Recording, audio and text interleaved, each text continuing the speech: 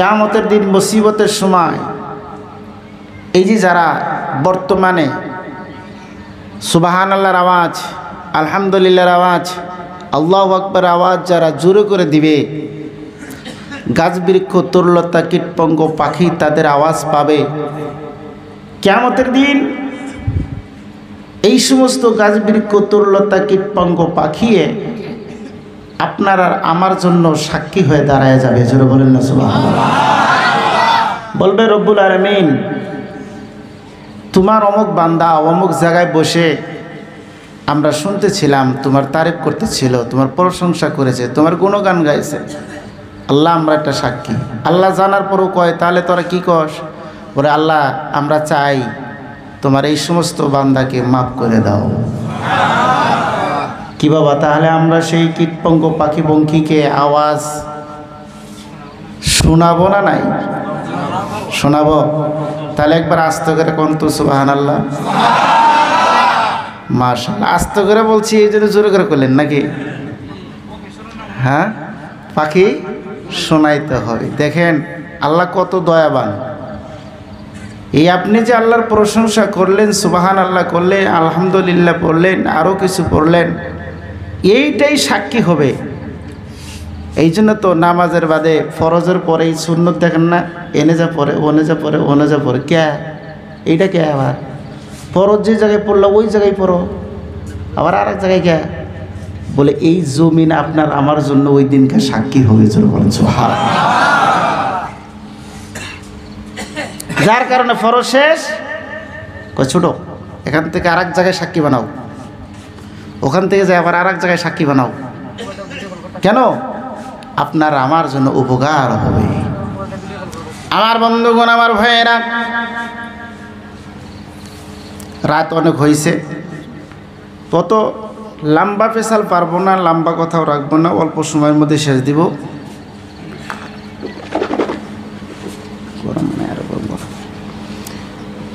তো ইনশাআল্লাহ আশা রাখছি অল্প সময়ের মধ্যেই শেষ দেবো, আপনাদের কষ্ট দিব না, আমারও কষ্ট আপনাদেরও কষ্ট। ফজর নামাজটা যাতে আল্লাহ পড়ার জন্য দেয়, ওই হিসেবেই কথা রাখবো, বেশি সময় রাখবো না। তো এই যে আজকে যে আমরা মজমায় বসেছি, এই মজমার চতুর্পাশে আল্লাহ পাকের রহমতের ফেরেশতারা ঘিরাও করে নিয়েছে। জোরে বলেন না সুবহানাল্লাহ। কেমনে? রাসূল আকরাম সাল্লাল্লাহু আলাইহি ওয়াসাল্লাম বলছেন, লা ইয়াকুদু কওমুন ইয়াযকুরুনাল্লাহ তাআলা ইল্লা হাফাতহুমুল মালাইকাতু ওয়া গাশিয়াতহুমুর রাহমাতু ওয়া নাযালাত আলাইহিমুস সাকিনাহ ওয়া যাকারাহুমুল্লাহু ফী মান ইনদাহু।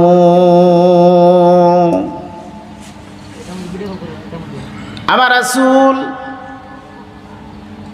আমার নবী জনাবে রাসূলুল্লাহ সাল্লাল্লাহু আলাইহি সাল্লাম তিনার পবিত্র মুখ দিয়ে অত সুন্দর করে বাইর করে দিচ্ছেন, আর আমাদেরকে সান্ত্বনা দিচ্ছেন, আর বলতেছেন, পৃথিবীর আমার উম্মতেরা তোমরা শোনো, আমি রাসূল তোমাদের জন্য জানিয়ে দিচ্ছি, যেই জায়গার মাধ্যমে আমার আল্লাহ পাক রব্বুল আলামিনের আলাপ আলোচনা চলবে, জব জিকির চলবে, আমি রাসূলের কথাগুলোকে চলবে রে, ওই জায়গার মাধ্যমে আমার আল্লাহর ফেরেশতা দিয়ে ঘিরাও করে রেখে দেয়। ফেরেশতারা ঘিরাও করে রাখে, ওই জায়গার মাধ্যমে ফেরেশতারা আসে। আমার বন্ধুগণ, আমার ভাইরা, যারা নাকি এই মজমার মাধ্যমে বসেছি, এই মজমার মাধ্যমে বসার কারণে রে চারটা বস্তু আমার আল্লাহ দান করে দেয়। জোরে বলি সুবহানাল্লাহ। কয়টা? চারটা। একটা হলো মালাইকা, তারপরে হবে ওয়াগাশিয়াতুহুমুর রাহমা, হইল দুইটা, তারপরে ওয়া নাযালাতুহুমুস সাকিনা, এটাও দিচ্ছেন। তারপরে আমার বন্ধুগণ, আমার ভাইরা, ওয়া যাকারাহুমুল্লাহু ফী মান ইনদাহু, এই হলো চারটা বস্তু আমার আল্লাহ দান করেন। যত সময় আমার আল্লাহ পাক রব্বুল আলামিনের আলাপ,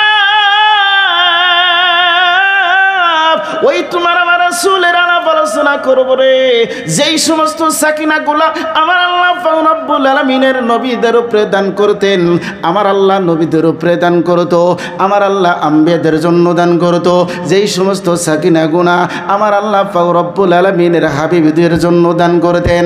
যেই সমস্ত আমি আর আপনি এই যে মুসলমান ইমানদার হইয়া নবীর উম্মত হইয়া যখন আলাপ আলোচনা আল্লাহর জপ জিকির করি, ওই সমস্ত আম্বিয়াদের সাকিনা তোমার আর আমার জন্য আল্লাহ দেয়। لا يقود قوم يذكرون الله تعالى إلا حفتهم الملائكة।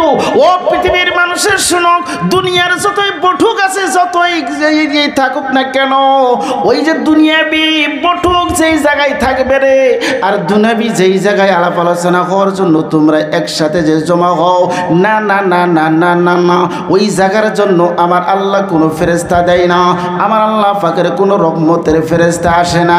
বলে আসে আসে কোন জায়গায়? আসে মাত্র আল্লাহর জিকিরের জায়গায়। সুবহানাল্লাহ। لا يقود قوم يذكرون الله تعالى إلا حفتهم الملائكة হা হা হা হা হা হা হা। ওই জায়গার মাধ্যমে আল্লাহ পাক রব্বুল আলামিন তার ফেরেশতা পাঠিয়ে দেন। ও আমার বন্ধুগণ, এই যে আমরা যে ঘিরার মাধ্যমে রয়ে গেলাম, চতুর্পাশে ফেরেশতারা একজনে আরেকজনের কাঁধের উপরে উঠে উঠে উঠে উঠে তার উপরে আরেকজন, তার উপরে আরেকজন, এরম করতে করতে আরো সে কুরসি পর্যন্ত, আরো সে মহল্লা পর্যন্ত চলে গেছে। একবার জোরে বলা যাবে কি সুবহানাল্লাহ? ফেরেশতারা যখন এইভাবে চড়তে থাকে, আসমান জমিনটা ওই জায়গায় আল্লাহর পাকের আরশটা হালতে থাকে। আমার আল্লাহ জানার পরও বলে, এই আরশ কেন হালছো? বলো রব্বুল আলামিন তোমার অমুক অমুক বান্দারা দেখো না তোমার জিকিরের মাধ্যমে মশগুল হয়ে গেছে, তোমার আলাপ আলোচনা শুনতেছে, তোমার হাবিবের আলাপ আলোচনা শুনতেছে, ওই জন্য আমরা কাঁপতেছি, ওই জন্য আমরা কাঁপি। আমার আল্লাহ বলবে, রে আরশ করছি, তুমি কেন কাঁপো, কেন তুমি কাঁপতেছো? বলে আল্লাহ এই জন্য কাঁপি, আমি তাদের জন্য দোয়া করতেছি, আমি তোমার কাছে প্রার্থনা জানাই, আরাধনা জানাই, তাদের জীবনের গুনাহগুলো মাফ করে দেয়। তাদের গুনাহ কি করে দাও? মাফ করে। কি বাবা, আমরা গুনাহ মাফ করতে চাই না? নাই। কেরা কেরা চান একটু হাত দেখাই তো। নারে তাকবীর। আমার বন্ধুগণ, আমার ভাইরা, মালাইকাতু ওয়া গাশিয়াতুহুমুর রাহমাতু, আমার বন্ধুগণ, 2 নম্বরে আমার আল্লাহ পাক রব্বুল আলামিন দান করেন, এই জায়গার জন্য কি রহমত নাজিল করেন। জোরে বলেন না সুবহানাল্লাহ। দুনিয়ার মাধ্যমে রাজনীতি মিটিংয়ে চলে যান, বাজারে চলে যান, ঘাটে চলে যান, যে কোনো জায়গায় যান, রহমত আমার আল্লাহ দিতেও পারে, নাও দিতে পারে। কিন্তু কোরআনের মাহফিলে যদি আসা হয়, আর যদি আল্লাহর রাসূলের আলাপ আলোচনার জায়গায় যদি বসা হয়, আমার আল্লাহ অবশ্যই অবশ্যই রহমত নাজিল করে। রহমতের ছায়ার তলে আমরা থাকি। আমার বন্ধুগণ, আল্লাহ পাক আপনাদের দোয়া ও বরকতে এই মুহূর্তে কয়েকদিন আগে আমাকে আল্লাহ পাক মক্কা ও মদিনায় সফর করার জন্য তৌফিক দিয়েছিলেন, সফর করে আসলাম। আমার বন্ধুগণ, জীবন ভর খালি উহুদের ঘটনা কিতাবে থেকে পড়ে পড়ে পড়ে পড়ে মানুষকে শোনাইতাম। যেই জামাতে রোমাত রে, যেই জায়গার মাধ্যমে উহুদের ময়দান, যেই জায়গার মাধ্যমে উহুদের জিহাদ হয়েছে, আল্লাহ আমাকে ওই জায়গা দেখার জন্য তৌফিক দান করেছেন। আমার বন্ধুগণ, আমি যে ওই জায়গায় গিয়েছিলাম, আর ওই জায়গার মাধ্যমে তার পূর্বে পাশে যেই 70 জন সাহাবা শহীদ হয়েছে, তাদেরকে এক জায়গায় রাখা হয়েছে। আমার বন্ধুরা, আমার ভাইরা, এই যে 70 জন সাহাবা কেন গেলেন শহীদ হয়ে?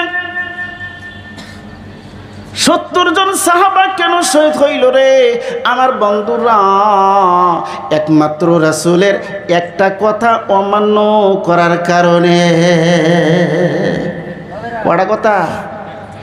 একটা কথাকে তারা মানছিলেন না, মশারা করে দিয়েছিলেন আল্লাহ রাসূলে, তোমরা হারো আর জিতো, জিতো আর হারো, রুমাতে 2টা পাহাড়। কটা পাহাড়? 2টা। এরকম আছে। তার মানে এটা যেমন হলো পশ্চিম, তাহলে এই সাইডে তাহলে পশ্চিম কোনায় চাই, তাই না? ওই পাহাড়টা হলেন রুমাত পাহাড়ে যেটা সামনে আছে উহুদের ময়দানে, সেটা হলো কমসে কম 7 কিলোমিটার পাহাড়। যে উহুদের পাহাড়ের কথা আল্লাহ রাসূল সাল্লাল্লাহু আলাইহি ওয়াসাল্লাম বলছেন যে কেউ যদি জানাজা যদি কোনো মুসলমানের এক মুসলমান আর এক মুসলমান করে, তাহলে ওই উহুদের পাহাড়ের 1 ক্রিয়া সওয়াব আমার আল্লাহ ওই জানাজা পড়নেওয়ালার আমলনামা দান করে। সেটা হলো কত কিলোমিটার? 7 কিলোমিটারেরও অধিক। আর বুকলে যাবেন, এই যে বকের চাইতে জানাবো উষা, বুকলে যে দেখতে পারবেন না। আমাদের দেশে অনেক পাহাড় আছে না, এমন আছে না নাই? কেউ আছে না নাই? আমার বন্ধুগণ, ওই পাহাড়েরই পাশে জাবালে রুমাত। ওই রুমাতের মধ্যে 2টা পাহাড়, মাঝখানে আছে রাস্তা। এই সাইডে এক পাহাড়, এই সাইডে এক পাহাড়। এই পাহাড়টা একটু উঁচা বেশি আর এই পাহাড়টা একটু উঁচা কম। বর্তমানে আরবিয়া সরকারে ওই পাহাড়গুলা কাইটা কিছু নিচা করে দিছেন, মানে মানুষ উপরে উঠে, কোন উঠে উপরে উঠে, তো উঠতে অসুবিধা হয়, কষ্ট হয়। যার কারণে আরবিয়া সরকারে, সৌদি সরকারে 2টা পাহাড়ি কাইটা খাটো করে দিছেন। সেই রাস্তার চিহ্নটা এখন রাইখা দিছে খালি, যে হ্যাঁ এই রাস্তার মাধ্যমে আর এই জায়গাতে আল্লাহ রাসূল সাল্লাল্লাহু আলাইহি সাল্লাম পহরা দেওয়ার জন্য সাহাবাদেরকে খাড়া করে দিয়েছিলেন। সুবহানাল্লাহ বলুন। আমার বন্ধুগণ, ওই রুমাত পাহাড়ে উঠলাম, উঠার পর এদিকে ওদিকে তাকাইলাম, পাহাড়টা কেটে কেটে খাটো করে দিয়েছেন।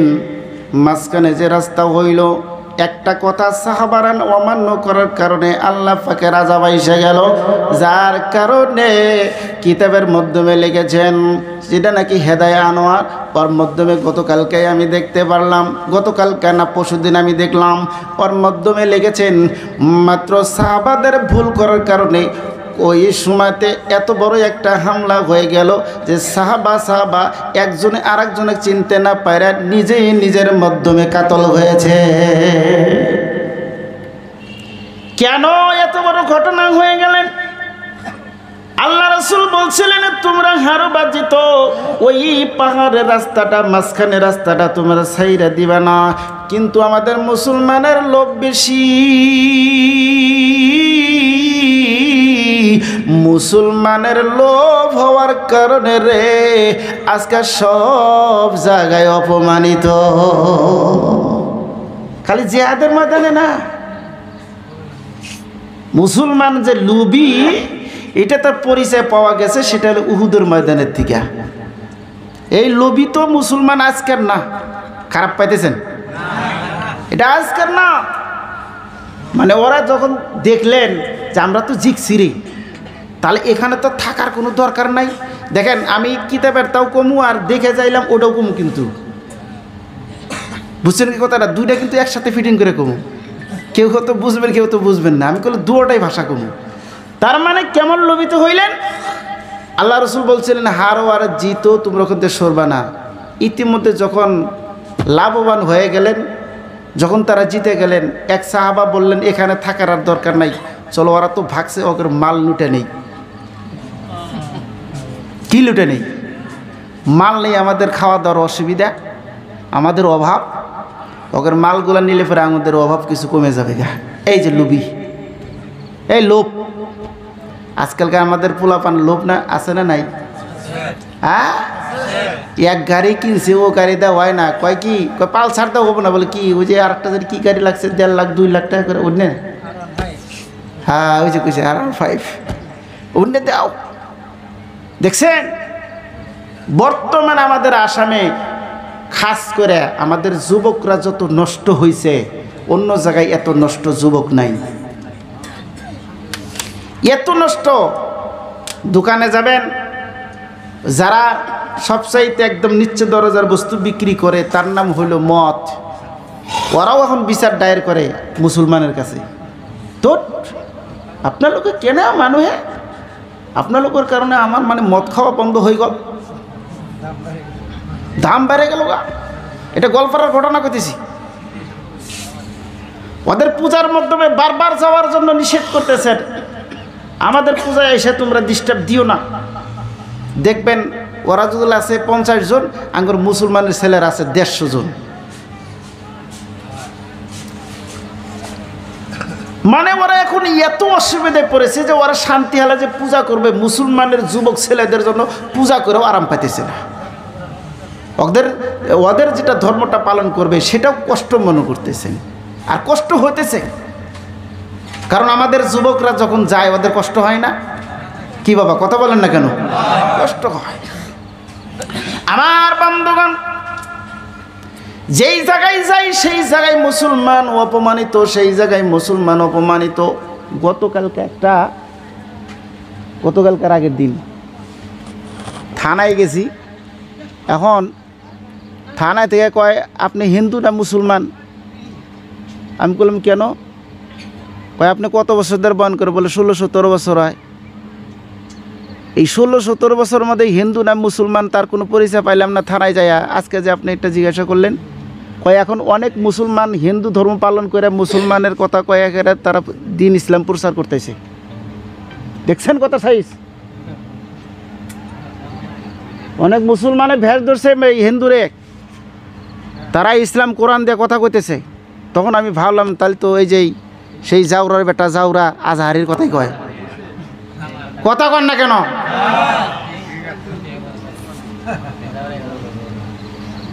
কত বড় কথা, আমার মাথায় কাজ করলো না। আমার বন্ধুগণ, আমার ভাইয়েরা, যেই জায়গায় চাই আমরা সেই জায়গায় মুসলমান অপমানিত। তার কারণ হলো একটাই, তার নাম হলো লোভ। আমার রাসূল সাল্লাল্লাহু আলাইহি সাল্লাম বলেছেন, তোমরা লোভ লালসাকে ছেড়ে দাও। লোভ লালসা যখন তুমি ছেড়ে দিবা, আমার আল্লাহ তোমাকে দুনিয়াও দিব এবং আখিরাতেও দিয়ে দিবে। একবার জোরে বলা যাবে কি সুবহানাল্লাহ। আমার বন্ধুগণ, দুনিয়ার জন্য যারা মেহনত করতেছে, অনেক মানুষে বলে হুজুর নামাজে কোন সময় যাব? নামাজে যাওয়ার তো সময় পায় না, কামাইয়ার কাম। কোন সময় হুজুর ইবাদত করব? কামাইয়ার কাম। আমি অনেক সময় বলে থাকি, আপনি যে আল্লাহর হক, আপনার যে আল্লাহর হকটা বিনষ্ট করে দিয়ে আপনি যে নামাজকে ছেড়ে দিয়ে দুনিয়ার ধান্দায় পড়ে গেছেন, আপনার এই 90 বছরের কামাই আমার আল্লাহ একবারে বাড়ি করে নিবে। আসে না এরম চিপরা মানুষ? দানের নাগে যাবেন, কয় হুজুর কোনে পাবেন? নাই হুজুর, এটা ওটা পল্লা দোকনা নানান কিছু কয়া দেখবেন মানুষটা খেদা দেয়। আমার আল্লাহ পাক রব্বুল আলামিন বলেন, তোমাকে আমি ঢিলা দিলাম, জুগাও। কি করো? জুগাও। 1 বছর হয় না, আর 1 বছর জুগাও। তারপরে তুমি আরো একখানে করো, তারপরে আরো এক জায়গায় জমা করো, তারপরে আরো এক জায়গায় জমা করো। লাস্ট টাইমে আমি 30-40 বছর পরে রে একটা ফুট তোমার শরীরে দিব। যত তুমি নামাজ পড়া, নামাজ ছাইরা দিয়া আমার হক নাফরমানি কইরা তুমি টাকা জোগাইছিলা, একটা ফুট দিয়া সব টাকা বাড়ি করে নিব। একটা ফুট বেশি নাকবে না।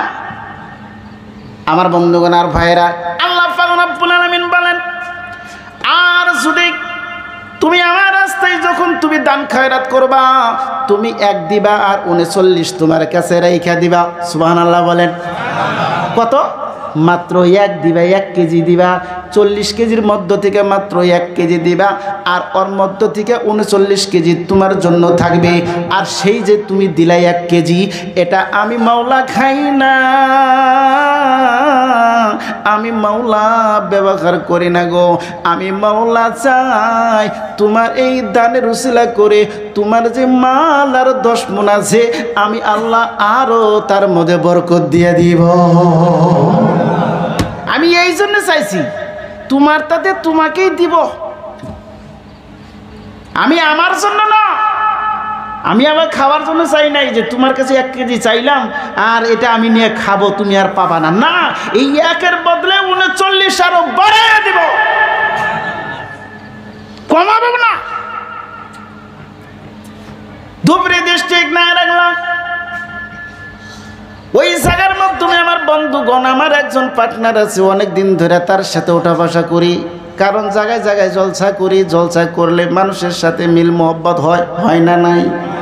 ওই বাড়িতে যাইয়া অনেক সময় জলসার সময় যাইয়া কোথায় যখন থাকার জায়গা না পাই ওই বাড়িতে যাই থাকি, খুব মহব্বত করে ভালোবাসা দেয়।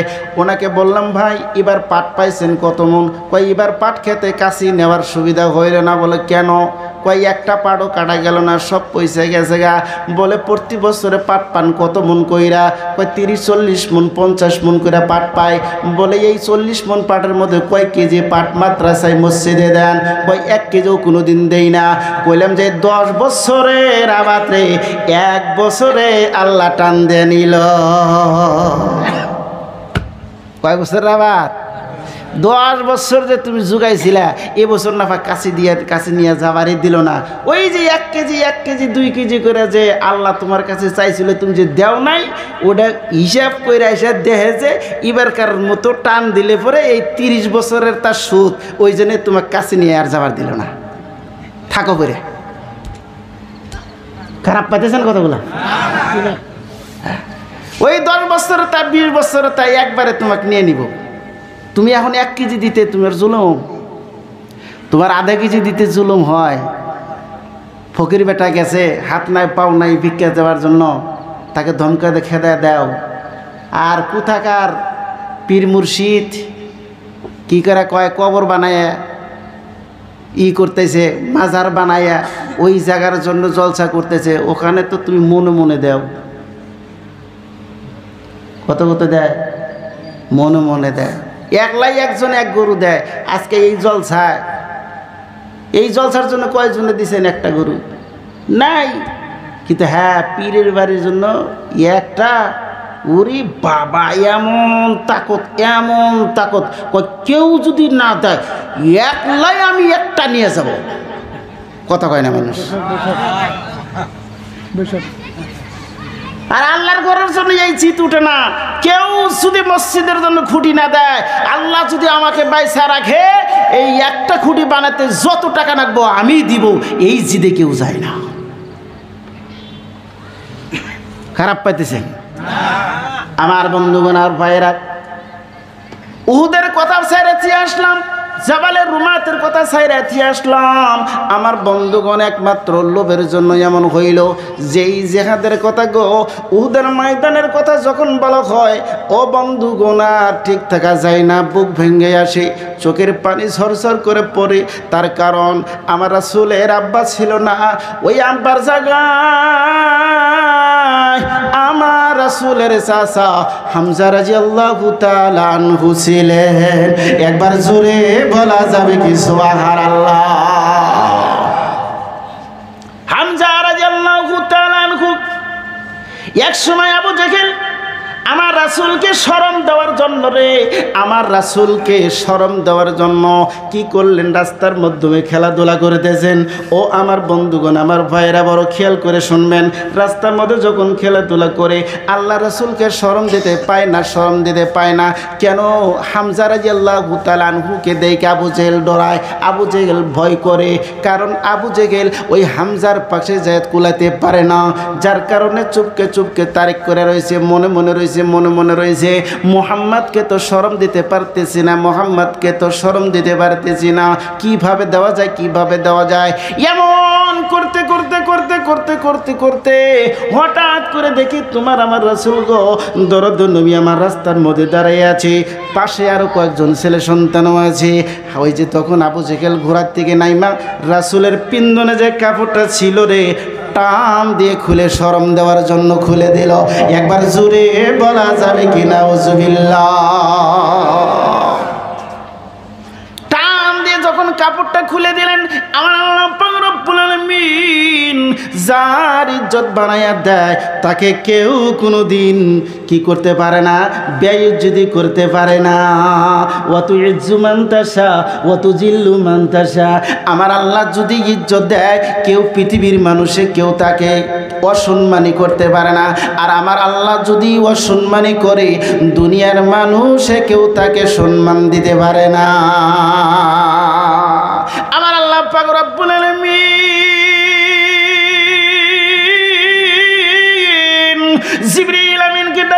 বলতেছেন রে জিবরাইল, আবু জেহেল দেখো এত সুন্দর কায়দা করে যে আমার হাবিবকে শরম দেবে বলে, দেখবাবু আজকে কিন্তু আমার নবীর কাপড় খুলে দেবে রে, চলে যাও চলে যাও চলে যাও, কাপড় খুলে দিবে। না না না, আমার রাসূল জমিনের মাধ্যমে শর্মিন্দ হবে, এটা হতে পারে না।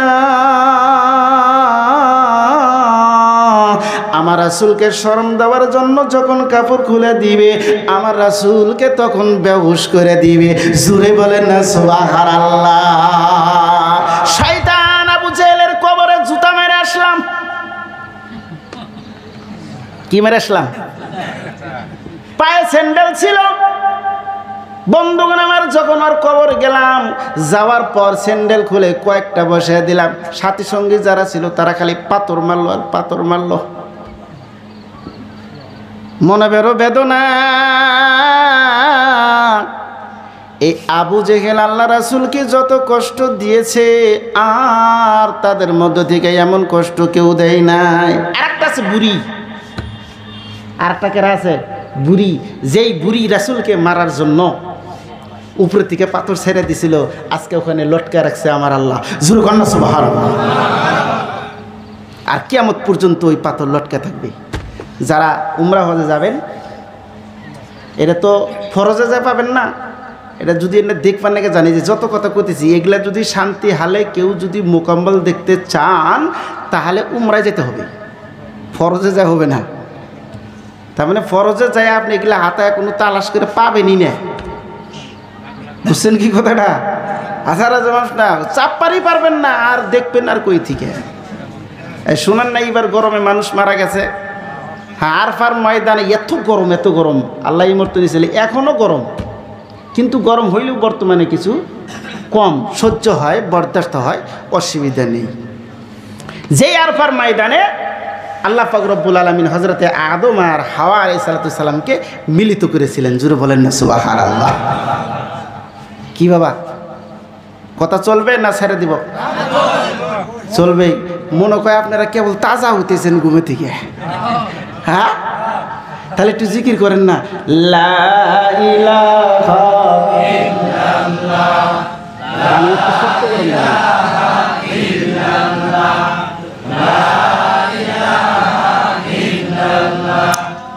লা ইলাহা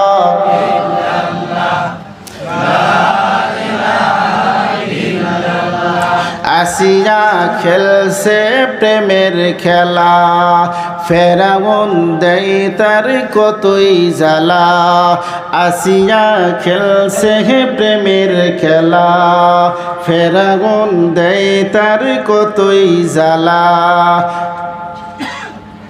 আসিয়া বলে জীবন দিব রে, আসিয়া বলে জীবন দিব, তবু ছাড়ব না ইল্লাল্লাহ, লা ইলাহা ইল্লাল্লাহ, লা ইলাহা ইল্লাল্লাহ, লা ইলাহা ইল্লাল্লাহ, লা ইলাহা ইল্লাল্লাহু মুহাম্মাদুর রাসূলুল্লাহ সাল্লাল্লাহু আলাইহি ওয়াসাল্লাম।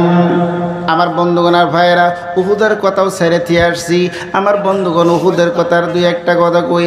ওই যে রোমাতে জামালে রোমাত, ওই রোমার পাশেই দেখবেন আমার আল্লাহ পাক রব্বুল আলামিন ওই যে উহুদের ময়দানে যে সমস্ত সাহাবাদেরকে নিয়েছিলেন, আমার জনাবে রাসূলুল্লাহ সাল্লাল্লাহু আলাইহি সাল্লাম বললেন, এই ৭০ জন সাহাবারে এই জায়গার মাধ্যমেই থাকবে। জোরে বলেন না সুবহানাল্লাহ। হযরত ওয়াই বিন খালদ, আরে এমন করে অন্যরা যখন নাকি ওই ময়দানে থেকে চলে গেলেন, আমার বন্ধুগণ আমার ভাইয়েরা, ও বন্ধুগণ, হযরত খালিদ ইবনে ওয়ালিদ দেখে মানুষের মাধ্যমে মন ভাঙ্গাভাঙ্গি হয়ে গেছে, মদিনার ভিতরে খবর হয়ে গেল। এক শয়তানে কি করলেন, খবর পৌঁছালেন মুসলমানের মধ্যে যে মুহাম্মাদুর রাসূলুল্লাহ সাল্লাল্লাহু আলাইহি সাল্লাম শহীদ হয়ে গেছেন, শহীদ হয়ে গেছেন। যখন রাসূলের শহীদ কথা শুনলেন, তখন ওই জায়গায় যত সাহাবা ছিল তারা ভেঙে পড়লেন। তারা আর জিহাদ করার জন্য তৈরি হয় না, তারা আর শক্তি কাটাতেছে না। আমার তোমার নবী নাই রে, কার জন্য আর জিহাদ করব? কিন্তু খালিদ ইবনে ওয়ালিদ পিছনে ছিলেন জামাল ইবনে রুমাতের, পিছনের থেকে দৌড়ে পড়ে এসে কয়, ও আল্লাহর নবীর সাহাবারা, তোমরা ঘাবড়ায়ো না, ঘাবড়ায়ো না, তোমরা কেউ আর এখন বিমুখ হয়ে যায় না, শক্তি নিজের থেকে তোমরা কেউ কি করো না, কম কইরো না, কেননা আমার রাসূল জিন্দাই আছে রে, আমার রাসূল জিন্দাই আছে। তোমরা সব একসাথে ঝাঁকি দিয়ে খাড়া হয়ে যাও, জোরে বলেন না সুবহানাল্লাহ। খালিদ ইবনে ওয়ালিদ যখন এমন কথা সাহাবাদের মধ্যে যে বললেন, আমার রাসূল জিন্দা, আমার রাসূল জিন্দাই আছে রে, তোমরা শক্তির থেকে কেউ হালকা হয়েও না, শক্তির থেকে তোমরা কেউ কমজোর হয়েও না, উঠে দাঁড়াও, উঠে দাঁড়াও। খালিদ ইবনে ওয়ালিদ যখন এই কথা কয়ে ঝাঁকি দিয়ে উঠলেন, আমার আল্লাহ ওই সময় মুসলমানকে আবার জয় করে দিল, সুরে বলেন না সুবহানাল্লাহ। আমার বন্ধুগণ, আমার ভাইয়েরা, একজন মেয়ে ছিল যার নাম হলো হিন্দা।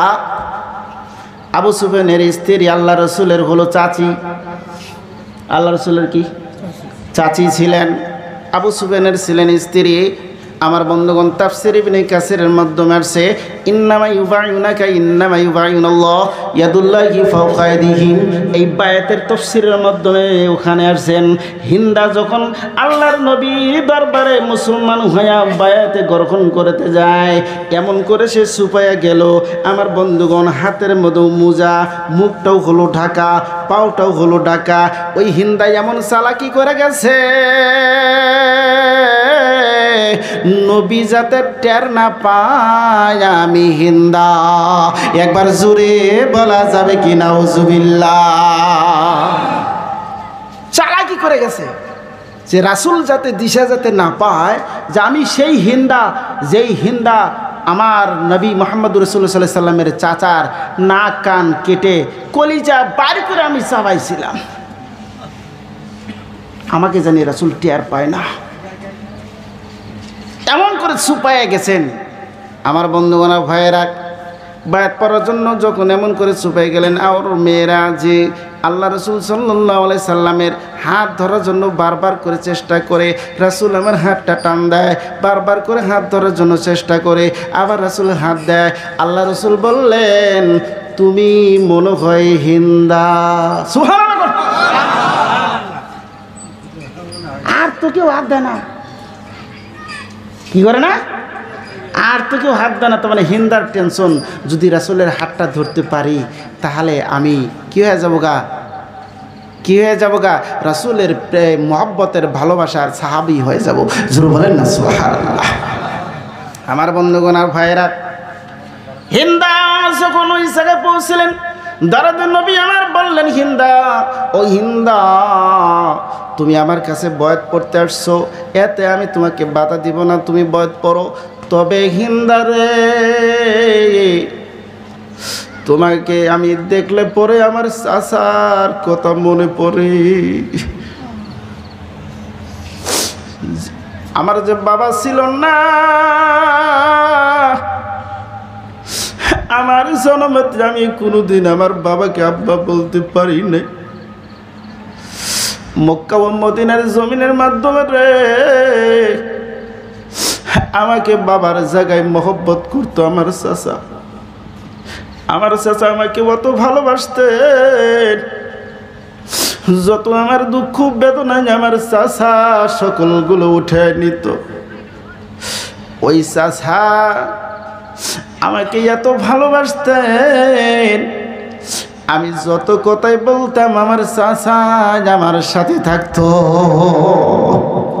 রে হিন্দা, তুমি তো জন্ম নেওয়ার পরে তোমার বাবাকে তুমি আব্বা বলে ডাক দিয়েছো, তোমার মনে কোনো বেদনা নাই। কিন্তু আমি রাসূল, আমি জন্মের পরে কোনোদিন আমার আব্বাকে আব্বা বলে ডাক দিতে পারি নাই। রে হিমনা, তুমি আমার সেই মহব্বতের চাচাকে জাবালে রুমাতে উহুদের ময়দানে তুমি এত রাগ করেছিলে, আর এমন ভাবে তাকে শহীদ করলা। কানগুলো কেটে কেটে তুমি আলাদা করেছো, আবার হাতগুলা কেটে কেটে তুমি আলাদা করে দিয়েছিলা, পাওগুলা তুমি আলাদা করলা। অবশেষে তুমি আমার চাচার বুকটা ফাড়ি দিয়ে কলিজাগুলা বাড়ি করেছিল। শুধু তুমি এতটুকুই করো না, আমার চাচার কলিজা বার করে তুমি চাবাইছো। রে তুমি আমার কাছে আসছো বায়াত গ্রহণ করার জন্য, তুমি বায়াত পড়ো, কিন্তু তুমি আমার সামনে আসবা না। তুমি যদি আমার কাছে বয়াতে পড়বা, আরো যা মেয়েগুলাই আছে তাদের পিছনে তুমি থাকো, কেননা তোমাকে দেখলে পরে আমার চাচার কথা মনে পড়ে। জোরে বলেন না সুবহানাল্লাহ। আমার বন্ধুগণ, আমার ভাইয়েরা, এই কোরআনের তাফসীরের থেকে বোঝা গেল রে, মেয়ে মানুষকে হাত ধরে বয়াত পড়ান যায় না, কি নাই? মেয়ে মানুষকে হাত ধরে বয়াত পড়া কি নাই, কা জায়েজ নাই। কিন্তু আজকালকার আমাদের অনেক ভাইরা আছে, কয় কাপড় ধরে পরমু, কাপড় যাবো কয়দিন পরে ছিঁড়ে। কথা কয় না মানুষ, কি কয়? কাপড় ধরে যে বয়াত পরবো, তাহলে কাপড়টা কয়দিন পরে যাবে গা ছিঁড়ে, তো তাহলে তার থাকলো না, হাত ধরলে তার ছিঁড়বো না। কি দিলি ছিঁড়বো না? হাত ধরলে ছিঁড়বো না। আমার বন্ধুগণ আর ভাইয়েরা, ও দোস্তগণ শুনেন, আমি ওদিকে যাইতে চাই না, এদিকে অনেক কথা আছে, আমি বলবো না। আমি বলতেছিলাম যে কোন জায়গার কথা বলতেছিলাম, ওই উহুদের ময়দানের কথা বলতেছিলাম। ওই জায়গায় 70 জন সাহাবা বর্তমানের দিনে শুয়ে আছে। হযরতে হামজা রাদিয়াল্লাহু তাআলা আনহুর কবরটা সব সাইতে বড় করে দিয়া ঘিরাও করে ওই জায়গার মাধ্যমে চিহ্ন রেখে দিয়েছে। জোরে বলেন না সুবহানাল্লাহ। আমি ওদিকেও চলতে চাই না, বয়ান করতে হইলেও অনেক সময় চলে যাবে। আজকে তো বাবা বয়ানের সময় না, আজকে হলো আপনাদের মসজিদের জন্য উন্নতি করার সময়। কথা বলেন ঠিক না ঠিক?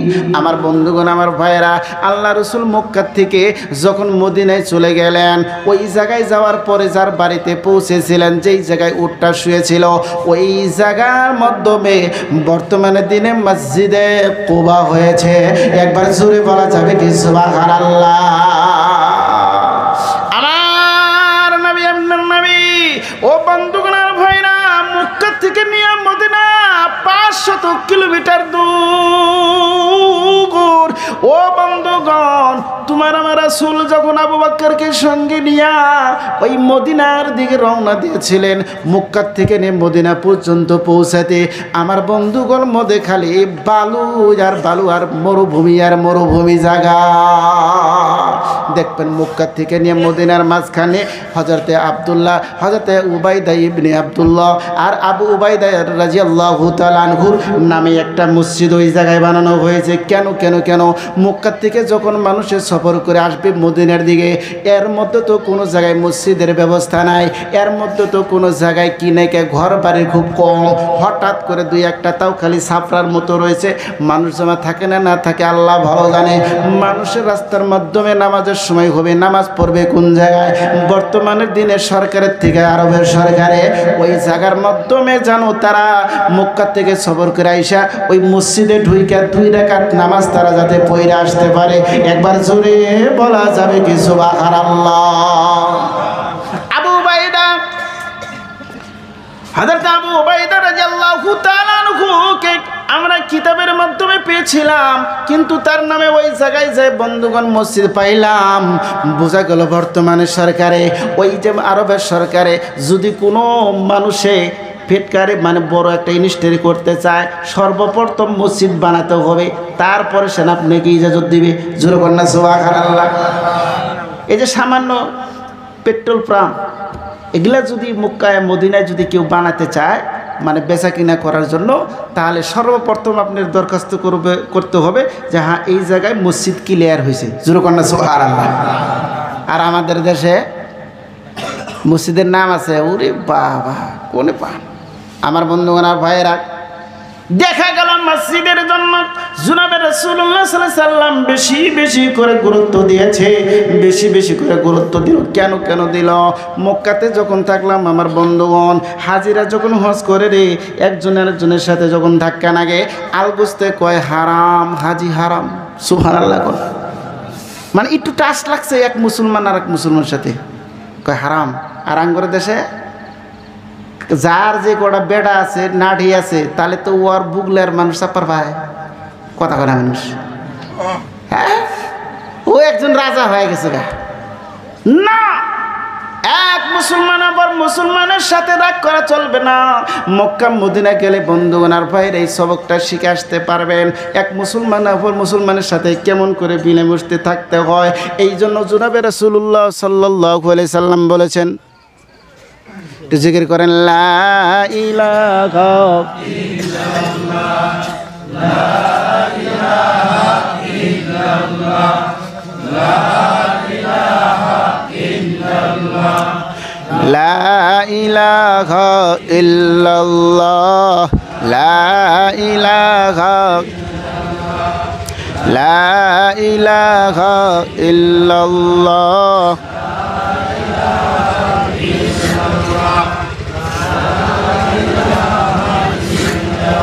জনাবে রাসূলুল্লাহ সাল্লাল্লাহু আলাইহি ওয়াসাল্লাম বললেন, এক মুমিন আরেক মুমিনের জন্য এমন হইতে হবে রে, তোমার শরীরের মধ্যে যদি কোনো জায়গায় একটা ফুট হয়, যেমন তোমার সর্বশরীরটাই জানে, তোমার সর্বশরীরটাই দিশা পায় এই জায়গায় কাটা বিঁধেছে, পায়ের মধ্যে একটা কাটা বিন্দুলো মাথা পর্যন্ত দিশা পায়। কথাক্ষণ ঠিক না নাই? চোখের মধ্যে একটু বিষ হইল, সর্বশরীরেই জানে চোখের মধ্যে বিষ। হাতের মধ্যে একটু আঘাত পাইল, সর্বশরীরেই পাইল দিশা পাইল এখানে একটা বিষ। আল্লাহ রসুল বললেন, এক মুসলমান অপর মুসলমান এমনভাবে হইতে হবে যে তোমার যেমন দুঃখ পাইলে পরে তুমি যেমন মাহসুস করো, আর একজন ভাই তেমন যদি বিপদে আর মুসিবতে পড়ে দুঃখ পায় তোমার শরীরের মতো মনে করো। আমার বন্ধুগণ আমার ভাইরা, এই যে আল্লাহর ঘর আপনারা বানানোর জন্য যারা নাকি তৈরি হয়ে গেছেন, জনাবে রাসূলুল্লাহ সাল্লাল্লাহু আলাইহি সাল্লাম বললেন, যদি জমিনের মাধ্যমে কেউ দিনের জন্য মেহনত করে রে, বুনিয়াদ ঘটে যায়, বুনিয়াদ রাইখা যায়, ওই বেচারা দূরের থেকে চলে যাবে, তার ছেলে সন্তান চলে যাবে, তারও ছেলে সন্তান চলে যাবে, কিয়ামত পর্যন্ত আমার আল্লাহ তার কবরে সওয়াব দিবে। খুঁটি বিশাল দাম। এই যে একটা আপনারা যে প্যান্ডেল সাজাইছেন, কি বাবা খুঁটি যদি না থাকতো এই প্যান্ডেল থাকতো? এখানে উপরে ছায়া থাকতো না। এই জন্য বলছে তুমি বুনিয়াদ ঢাইলা যাও, শুরু তার নাম হলো খুঁটি। খুঁটি আছে তো উপরে ছাদ চলবে, উপর দিয়ে কাপড় চলবে। খুঁটি যদি নাই তাহলে আর উপরে কোনো কিছুই থাকবে না।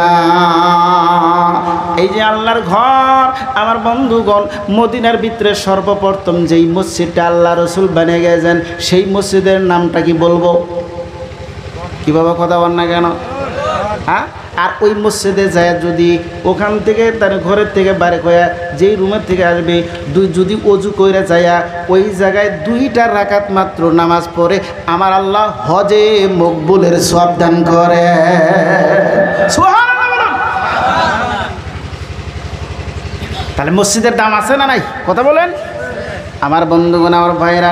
রিয়াজুল জান্নাতের মাধ্যমে তোমার আমার নবী ঘুম এসেছে, আবু বকর সঙ্গে আছে, হযরত উমরও সঙ্গে আছে। একবার জোরে বলা যাবে কি সুবহানাল্লাহ?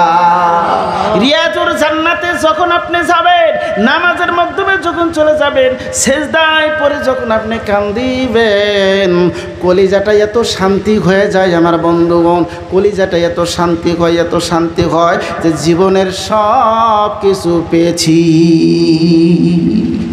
সব পাইলাম, মনে এত ভইরে উঠে।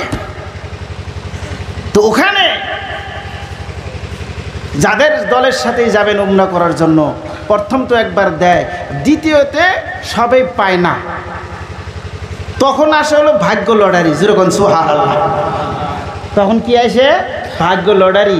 যাদের মানে কপালে আছে তার দেখবেন যে নাম এসে গেছে গা, যে তোমাকে রিয়াজুল জান্নাতে আবার আল্লাহ যাওয়ার জন্য তৌফিক দিয়েছে, যেরকম সুবহানাল্লাহ। আর যাদের নাম নাই তারা তো আর যাইতে পারে না। আমরা 32 জন আছিলাম, মাত্র 2 জনের নাম পাইছি দ্বিতীয়বারের জন্য, আর একটারও নাম আসে নাই। ব্যক্তি একসাথে দরখাস্ত করছিলাম, সব ক্যান্সেল, মাত্র 2 জন, যেরকম না সুবহানাল্লাহ। আমার বন্ধুগণ, আমার ভাইয়েরা, ওই রিয়াজুল জান্নাতের মাধ্যমে আমার বন্ধুগণ পাশে আল্লাহ রাসূল শুয়ে আছে।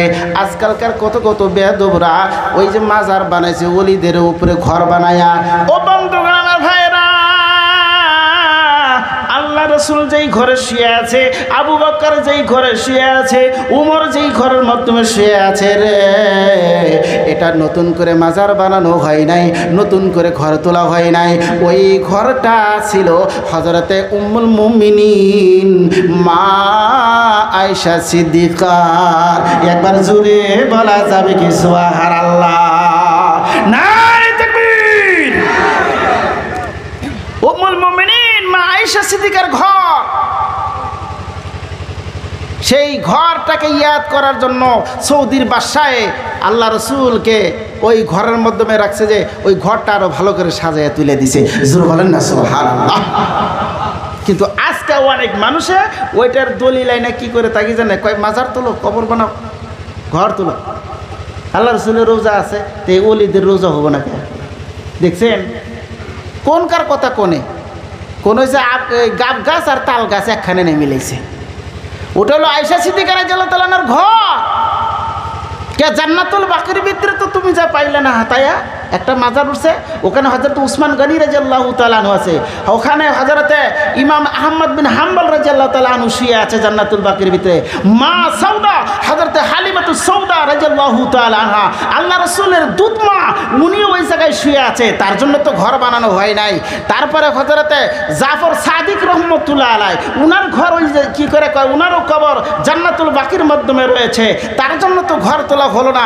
আমার বন্ধুগণ, হযরতে রুকাইয়া, হযরতে জাইনব, হযরত উম্মে কুলসুম, মা ফাতেমাতুজ জাহরা রাদিয়াল্লাহু তাআলা আনহা ওই জান্নাতুল বাকির মধ্যে শুয়ে আছে, তাদের জন্য তো কোনো ঘর তোলা হলো না। তাদের চাইতে তুমি বড় হয়ে গেলা, খারাপ পেলেন কথাটা? এগুলা কোনো কিছুই না, এগুলা কোনো কিছুই না, টাকা কামাই করা নাই, টাকা টাকা টাকা টাকা, এইটা হলো মেন মকসদ। এই দেখতেছি বয়ানের ভিতরে বাংলাদেশের এক বক্তব্য, আহলে হাদিস আহলে খবিস বয়ান করতেছে, হাদিসের মধ্যে কোনো পৃষ্ঠাতে, হাদিসের মধ্যে কোনো পাতাতে 2 আজানের কথা নাই। শুক্রবার করে 2 আজান হবে না, এটা কোনো পাতাতে নাই। চ্যালেঞ্জ চ্যালেঞ্জ করতেছি, কেউ যদি দেখাতে পারো। আমি এখন নিয়ত করে রয়েছি যে ওই ভিডিওটা যদি সামনে আসে, ওর সাথে আমি চ্যালেঞ্জ লাগাবো। তোর হজ করতে যত টাকা যাবে সব আমি দেবো, আমার সাথে চল মক্কাতে আল্লাহর ঘরের সাথে, ওখানে যে নামাজ হয় কাবা ঘরে, ওখানে আজান কয়টা হয়, আর মদিনায় মসজিদে নববী আল্লাহ রসুল যে জায়গায় শুয়ে আছে সেই জায়গায় আজান কতবার হয়, তুই আমার সাথে চল। সুবহানাল্লাহ বলেন না তো? এই যে মানুষকে পথভ্রষ্ট করতেছে,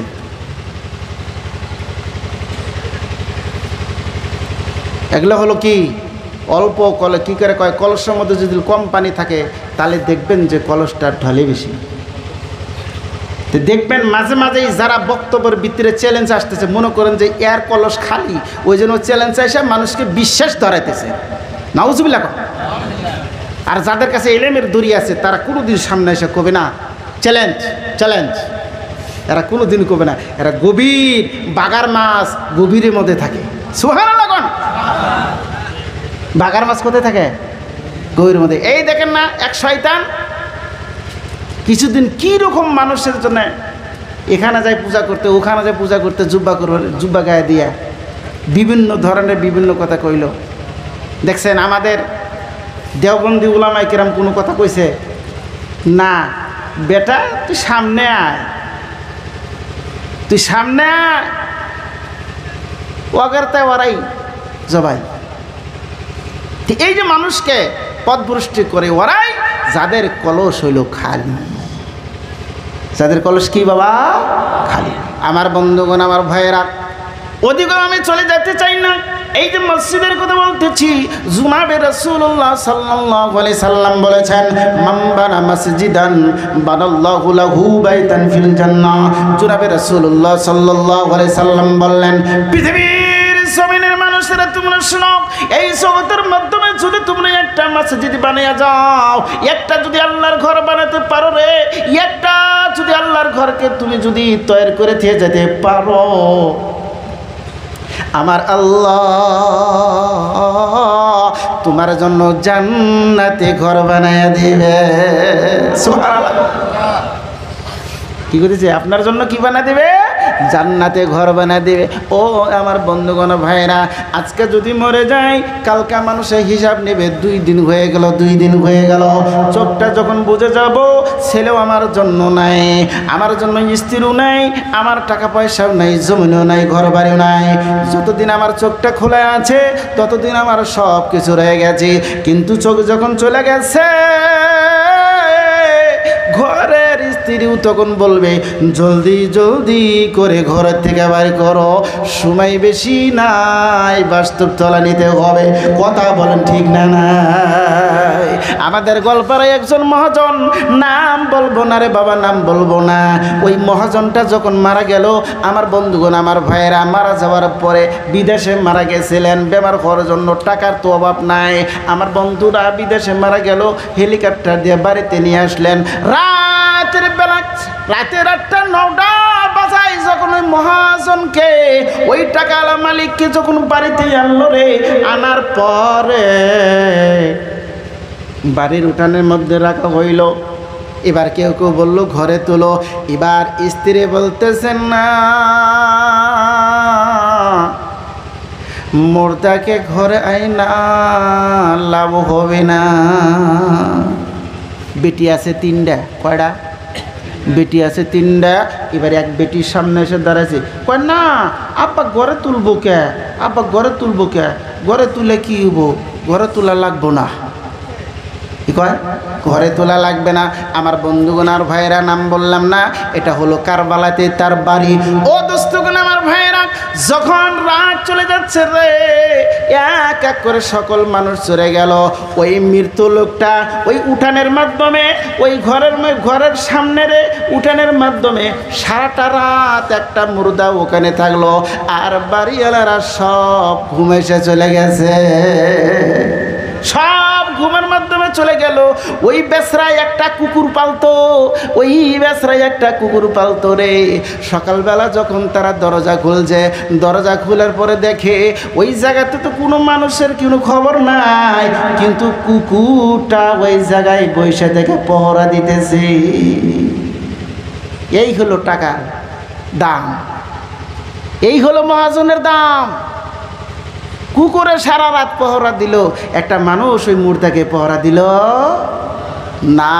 আমার বন্ধুগণ আমার ভাইয়েরা, এই জন্য জনাবে রাসূলুল্লাহ সাল্লাল্লাহু আলাইহি সাল্লাম বলছেন, তোমার যখন শক্তি আছে তখন তুমি দান করো, তোমার যখন ক্ষমতা আছে তখন তুমি দান করো। ওই ক্ষমতা থাকতে যখন তুমি দান করবা তখন তুমি শতকরাই পাওয়া। কিন্তু যখন তোমার শক্তিটা কমে গেছে, তোমার ছেলে সন্তানের কাছে তোমার মাল চলে গেছে রে, তোমার টাকা পয়সার জিম্মা তোমার ছেলে সন্তানের কাছে চলে গেছে, তখন তুমি হাফ সওয়াব পাবা। আমার আমার বন্ধুগণ আর ভাইরা, এই যে আল্লাহর ঘরটা যারা আমার নির্মাণ করতে চাইতেছে, যারা নাকি নির্মাণ করবেন বন্ধুগণ, টাকা পয়সা সব চলে যাবে, জমিন জামা সব চলে যাবে, আল্লাহর ঘর এই জায়গায় জিন্দা রয়ে থাকবে। যতদিন পর্যন্ত জিন্দা থাকবে ততদিন পর্যন্ত আপনার জন্য এক সেকেন্ডের কারণে এই ঘরের সব কবরে যাওয়া বন্ধ হবে না। দান হলো দুই প্রকার, একটা হলো ক্ষণস্থায়ী দান, আর একটা হলো চিরস্থায়ী দান। তার নাম হলো সদকায়ে জারিয়া। এই সদকায়ে জারিয়ার নামটা হইল এক সেকেন্ডও বন্ধ থাকবে না, এক সেকেন্ডের জন্য কোনো সময় সেটা বন্ধ থাকবে না। সেটার নাম হইল আমার আল্লাহ রাস্তায় গাছ ঘেরে যাওয়া। জোরে বলেন না সুবহানাল্লাহ। আমার নবী বললেন, তোমার গড়গড়ার মধ্যে তোমার গলা পর্যন্ত তোমার নিঃশ্বাস চলে আসছে, এখন তুমি কিছুক্ষণ পরে চলে যাবা রে, আর তুমি কিছুক্ষণ পরে চলে যাবা। ওই সময় তো যদি তুমি একটা সময় পাও, জমিনের মাধ্যমে সদকা জারিয়া হিসাবে কাজ করে যাও। জোরে বলেন না সুবহানাল্লাহ। আমার বন্ধুগণ, আমার ভাইরা, এই ঘরের মাধ্যমে কত আল্লাহ ওয়ালা এসে নামাজ পড়বে, কত জনাইশা জিকির করবে রে, কত জনাইশা কোরআনে কারীম তেলাওয়াত করবে, কেউ কেউ এসে আবার সিজদা করবে। বাবা তুমি আমি থাকবো না, যারা এখানে সিজদা করবে ওই সিজদালায় যত সওয়াব পাবে গো। যারা এই মসজিদের জন্য বুনিয়াদ ঢাইলা দিয়ে গেছেন, যারা মসজিদের জন্য খুঁটি রাইখা গেলেন, তাদের জন্য আমার আল্লাহ তাদের ওই সওয়াব দান করে দিবে। জোরে বলেন না সুবহানাল্লাহ। কোরআনে কারীম এই মসজিদের মধ্যে তেলাওয়াত হবে, এক একটা হরফ যখন তেলাওয়াত হয়, এক একটা হরফের তেলাওয়াতের বদলা আমার আল্লাহ পাক রব্বুল আলামিন প্রত্যেকটা মানুষের জন্য এক হরফ তেলাওয়াত করার কারণে 10টা করে নেকি দিয়ে দেয়। তারপরে জনাবে রাসূলুল্লাহ সাল্লাল্লাহু আলাইহি ওয়াসাল্লাম বললেন, একের বদল 10, একের বদল 10, না না না না না না না, সূরাতুল ফাতিহা যেটাকে আমরা আলহামদু সূরা বলি, এই আলহামদু সূরার মাধ্যমে তাফসীরে লিখেছেন মারিফুল কোরআনের মাধ্যমে পাওয়া যায়। আমার আল্লাহ পাক রব্বুল আলামিন এই একের বদলে যে 10 দিয়ে চেয়েছেন, না না না না না না না, আল্লাহু বিগাইরি হিসাব, আমার আল্লাহ কত দিবে, আমার আল্লাহ কত দিবে সেটা আমার আল্লাহই ভালো জানে রে, পৃথিবীর কোনো মানুষে জানে না। একবার জোরে বলা যাবে কি সুবহানাল্লাহ। আমার বন্ধুগণ, আমার ভাইয়েরা, ঠিক আছে হাদিসের মাধ্যমে আছে আশার 10 তুমি পাবা, 10 তুমি পাবা, কিন্তু আমার বন্ধুগণ সূরা ফাতিহার মাধ্যমে এমনভাবে তাফসীরে কারীমরা যারা তাফসীর করেছেন তারা বলছেন আল্লাহু বিগাইরি হিসাব। আমার বন্ধুগণ ও দোস্তরা, কথা অনেক লম্বা হয়ে গেল। আল্লাহর ঘরকে যারা জিন্দা রাখবে আমার বন্ধুগণ এই সমস্ত সওয়াব পাবে। শুধু তাই নয়, তাই নয়, এই যে মাসুম মাসুম বাচ্চারা যখন এই ঘরে এসে কোরআন পড়বে, এই ঘরে তো কোরআন পড়া হয়, মুক্ত কোন জায়গায় পড়ে? এই ঘরের মাধ্যমে পড়া হয়। আমার রাসূল, আপনার রাসূল বলে দিলেন, এই মাসুম বাচ্চারা আর মাসুম ছোট ছোট ছেলেরা যখন এসে সূরা ফাতিহা সকালবেলা মসজিদে এসে তেলাওয়াত করে, আমার আল্লাহ এদের তেলাওয়াতের বরকতে 4টা আযাব গ্রামের থেকে আল্লাহ মাফ করে দেয়। জোরে বলেন না সুবহানাল্লাহ। নারে তাকবীর। কয়টা আযাব মাফ করে? এই মাসুম বাচ্চাদের তেলাওয়াতের বরকতে। শুধু এতটুকুই নয়, এই মাসুম বাচ্চাদের তেলাওয়াতের বরকতে আমার আল্লাহ ওই গ্রামে সূরা ফাতিহা তেলাওয়াত করার কারণে গ্রামে যত মানুষ কবরে শুয়ে আছে 40 দিনকার জন্য কবরের আযাব আল্লাহ হালকা করে দেয়।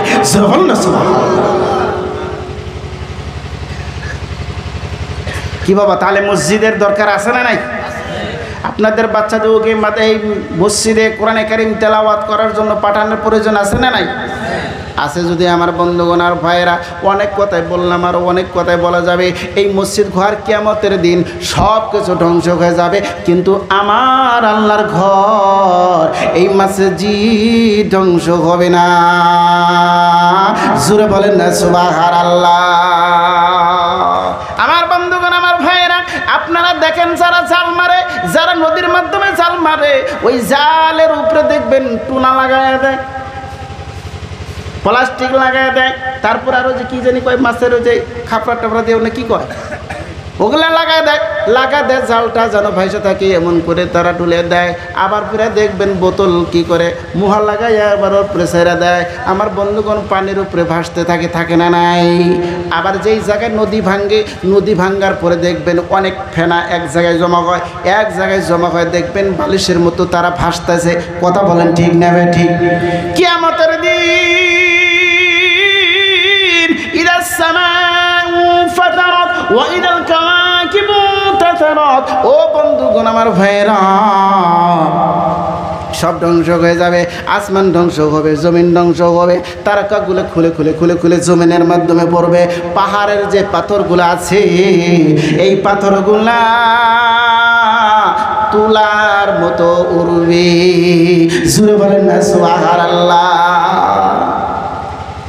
পাথরগুলা কি উড়বে?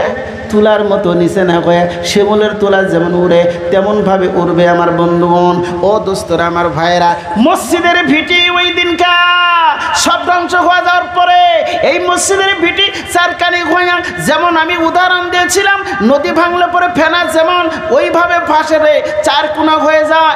আবার তারা পানির উপরে ভাসতে থাকে, পানি থাকবে, সাগর থাকবে, ঢেউ থাকবে।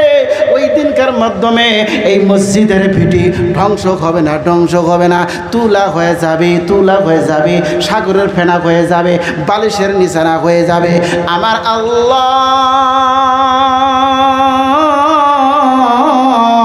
এই মসজিদের ভিটিকে ডাক দেয়, বলবে রে মসজিদের ভিটি, সব কিছু ধ্বংস হয়ে গেছে, কিন্তু তুমি কেন এখনো ধ্বংস হও না?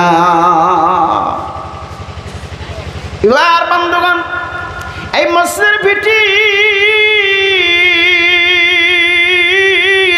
আমার আল্লাহ পাক রব্বুল আলামিনের কাছে দরখাস্ত করে বলবে, আল্লাহ যেই ঘরের মাধ্যমে সেজদা হয়েছে, যেই ঘরের মাধ্যমে কোরআনে কারীম তেলাওয়াত হলো, যেই ঘরের মাধ্যমে তোমার জিকির হয়েছে গো মাওলা, আমি দেখতে পারতেছি যারা এই ঘরের জন্য মেহনত করিয়া টাকা কামাই করিয়া দিয়া ঘরটা বানিয়েছিল, এখন পর্যন্ত তুমি তাদেরকে জান্নাতের ফয়সালা করো না। কি কয় আল্লাহ, একজন গরিব মানুষ ঠেলা চলে খাইছে, আল্লাহ তোমার এই ঘর বানানোর জন্য, আমাকে বানানোর জন্য ঠেলা টালানের টাকা এই জায়গায় খাটেছে, ওর জন্য তো তুমি এখনো ফয়সালা জান্নাতের করো নাই। আরেকজনে কামলা বেচা খাইছে, আল্লাহ কামলা বেচার টাকা দিয়ে আইসা আমাকে বানাইয়াছিল, ওই এখনো তো দেখি না তাদের জন্য জান্নাতে তো ফয়সালা শুনি না, দেখি না। আবার ফেরা বলবে, আল্লাহ এমন করে ওই মসজিদের মধ্যে আমার ভিটির উপরে আমার উপরে আইসা কচি মাসুম বাচ্চারা যখন কোরআনে কারীম তেলাওয়াত করতে আসছে, আল্লাহ গো ওই যে রাস্তার মধ্যে দেখা একটা গরিব বাচ্চি, একটা গরিব মেয়ে দেখে খালি পায়ে হাইটা যাইতেছে কোরআন পড়ার জন্য মসজিদে, ওই বেচারাটা দেখে এত দয়া হইল, এত মায়া হয়ে গেছে, ওই বাচ্চিটাকে ডাক দে, বলে মা সকল মেয়েদের পায়ে স্যান্ডেল, কিন্তু তোমার পায়ে তো স্যান্ডেল দেখি না। ওই মেয়েটা তখন বলেছিল, চাচা গো আমার বাবা গরিব, আমাকে স্যান্ডেল কিনে দিতে পারে না। ওই চাচাটার এত মায়া হইল, ওই চাচাটার এত দয়া হয়েছিল, আল্লাহ ওই কোরআন পড়নেওয়ালার জন্য, ওই কোরআন তেলাওয়াত করনেওয়ালার জন্য দোকানের থেকে একটা স্যান্ডেল কিনাই না ওই বাচ্চাটার দিল। রব্বুল আলামিন তার জন্য তো এখনো জান্নাতের ফয়সালা শুনতে পাই না। রব্বুল আলামিন আমি ধ্বংস হব গো, যারা আমাকে সাহায্য করেছিল, যারা আমাকে মদত করেছিল, যারা ওই কোরআনে কারীম পড়ার জন্য মদত করেছিল, বাচ্চারা যখন পড়তে আসছে বসার মতো কিছু নাই, একটা চাটাই বিছানার জন্য কিছু ছিল না, একজনে এসে একটা চাটাইয়ের ব্যবস্থা করে দিয়েছে, রেহাল ছিল না কোরআন রাখার জন্য। আল্লাহ গো ওই মানুষটা এসে রেহাল কিনে দিয়েছে এই মাসুম বাচ্চার জন্য, এই মাসুম বাচ্চাটা কোরআন ওই রেহালের উপরে রাইখা তোমার কালাম তেলাওয়াত করেছে। রব্বুল আলামিন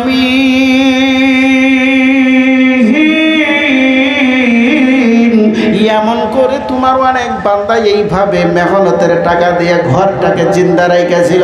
আল্লাহ যারা আজকে এই ঘরটাকে জিন্দা রেখেছিল, আল্লাহ যারা আমাকে যারা মহব্বত করেছিল, আমাকে যারা ভালোবাসা দিয়েছিল, রব্বুল আলামিন ও আল্লাহ, তুমি তাদের জন্য যতক্ষণ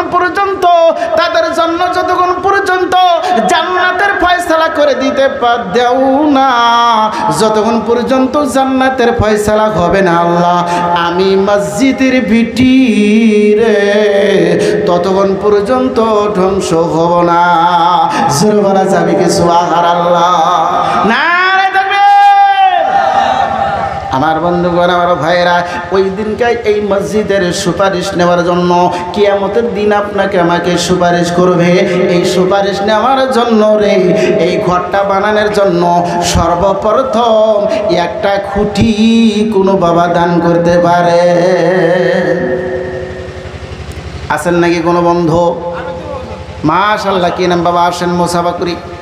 একটা খুঁটির দাম হবে, আমাকে একজনে আমি জিজ্ঞাসা করছিলাম, কয় হুজুর আমি একটা খুঁটি ওই মসজিদে দিছি 27,000 টাকা গেছে। তো কইলাম তো এখান থেকে কত দূর?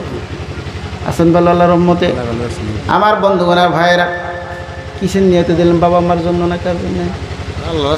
আল্লাহর হস্তে দিয়েছেন। আমার নাম কি আপনার? মোহাম্মদ ময়নাল হক। বাবারে, ইনি সর্বপ্রথম ডাক দেওয়ার সাথে সাথে আর একটা মিনিটও দেরি করলো না, আল্লাহর ঘরকে জিন্দা করার জন্য, খুঁটি দেওয়ার জন্য তৈরি হয়ে গেছে। যদি ইনার জন্য একটু দোয়া করা যায়, বাবা আপনাদের মনে কি খারাপ লাগবে? খারাপ লাগবে না? বাবা আমার বেঁচে আছে? বাবা না, মাস। আরে বসেন না আমার বন্ধুগণ আর ভাইয়েরা, ময়নুল হক নাম, তাই না? ময়নুল হক।